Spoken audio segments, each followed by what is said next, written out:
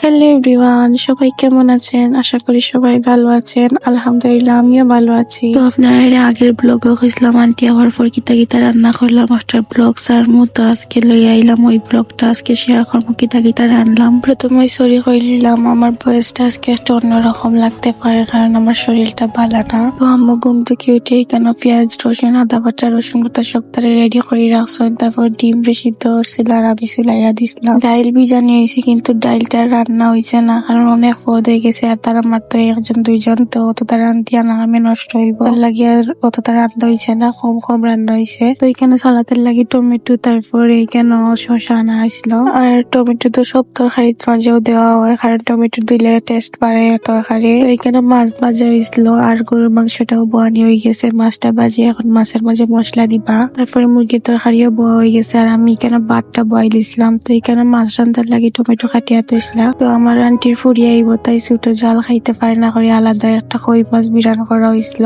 আস্তে আস্তে সপ্তাহ রান্না হয়ে গেছে, একটু তাড়াহুড়া করিও রান্না হয়েছে কারণ লেট হয়ে গেছে রান্নতে, খালি মাছটা রান্নার বাকি রয়েছে। তারপরে টেবিলে আনিয়ে সপ্তাহ সাজানি হইল। আসলে বেশি কিছু রান্না হয়েছে না, কয়েকটা পদ রান্না হয়েছে। আসলে বেশি রান্নলে তারপরে তরকারি তাকে যায় তা খাওয়া যায় না। আর আজকের ব্লগটা কি হয়েছে অবশ্যই কমেন্ট করে জানাইবা আর ভালো লাগলে অবশ্যই একটা লাইক ফলো শেয়ার দিতে ভুলবা না। আর আমি সিলেটি ভাষায় ব্লগ ছাড়তাম না শুদ্ধ ভাষায় ব্লগ ছাড়তাম অবশ্যই কমেন্ট করে করিবা। লাস্টে দি মাছের তরকারিটা হয়েছিল লাস্টে আনা হয়েছে। আজকের ভিডিও এই পর্যন্ত, সবাই ভালো থাকবা, আল্লাহ হাফেজ।